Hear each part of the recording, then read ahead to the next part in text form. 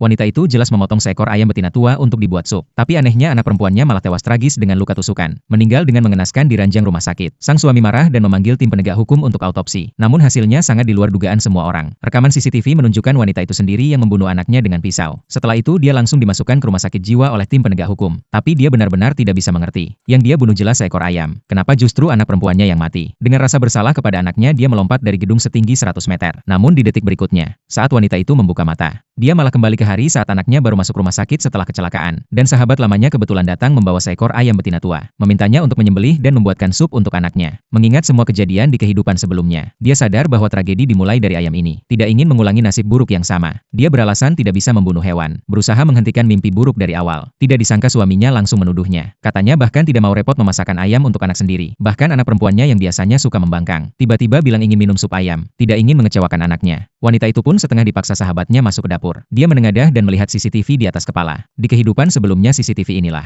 yang merekam jelas dirinya menyerang anak perempuannya. Padahal dia hanya sedang mengolah ayam. Maka wanita itu kembali mencurigai ayam yang dibawa sahabatnya. Untuk membuktikan dugaannya, dia mengambil pisau dan sedikit mengiris kaki ayam. Detik berikutnya terdengar jeritan anak perempuannya dari luar. Dia buru-buru meletakkan pisau dan berlari keluar. Tapi tidak menemukan luka apapun di kaki anaknya. Dan anaknya pun bilang, barusan hanya tidak sengaja menyentuh luka bekas kecelakaan. Saat itu sahabatnya juga terus meyakinkannya. Katanya akan menjaga anaknya dengan baik, memintanya tenang dan kembali memasak ayam. Walaupun masih ragu, wanita itu pun akhirnya kembali ke dapur. Tapi suaminya datang dan berkata ayamnya hilang. Dia pikir mungkin ayam itu memang bermasalah. Hilang juga tidak apa. Tapi saat dia menoleh, ternyata anaknya juga menghilang secara misterius. Ketakutan dari kehidupan sebelumnya kembali menghantuinya. Dia panik mencari di seluruh rumah sakit, namun tidak menemukan jejak anaknya. Dan sahabatnya malah sedang mencari ayam di lantai bawah. Dia marah dan ingin memarahi sahabatnya. Tapi melihat suaminya berjalan pulang sambil membawa ayam. Yang lebih aneh lagi, anaknya berdiri di lantai atas dan melambai ke arahnya. Dan suaminya bilang dia mulai berhalusinasi dan harus minum obat. Padahal dia sama sekali tidak ingat dirinya perlu minum obat. Memikirkan perilaku aneh suami dan sahabatnya, akhirnya dia sadar ada yang tidak beres. Maka dia beralasan tidak bisa membunuh, meminta suaminya yang menyembelih ayam. Sementara itu diam-diam dia menelepon detektif pribadi. Dia ingin mengungkap semua kebenaran. Suaminya segera mengurus ayam tersebut. Dan wanita itu menemani anaknya di ruang perawatan. Dia melihat anaknya tidak mengalami luka apapun. Untuk sementara hatinya pun tenang. Saat itu anaknya bilang mengantuk dan ingin tidur. Dan suaminya keluar mengambil hasil pemeriksaan. Demi keamanan, wanita itu mengunci pintu ruang perawatan lalu kembali ke dapur untuk membuat sup. Tapi dia sama sekali tidak menyangka. Saat dia membawa semangkuk sup ayam ke sisi tempat tidur anaknya, ternyata tragedi kehidupan sebelumnya kembali terulang. Dan suaminya bersama sahabatnya juga masuk seperti sebelumnya. Tanpa ragu langsung menuduh dia sebagai pembunuh. Meski kali ini bukan dia yang menyembelih ayam, dia tetap dijadikan tersangka. Lalu suaminya mengeluarkan rekaman CCTV ruang perawatan. Dengan jelas menunjukkan dia membunuh anaknya dengan pisau. Tidak lama kemudian, polisi dan dokter forensik datang dengan kesimpulan yang sama seperti sebelumnya. Mereka menemukan pisau dapur sebagai alat kejahatan. Dan juga menemukan DNA anaknya di sela-sela jarinya. Suaminya dan sahabatnya terlihat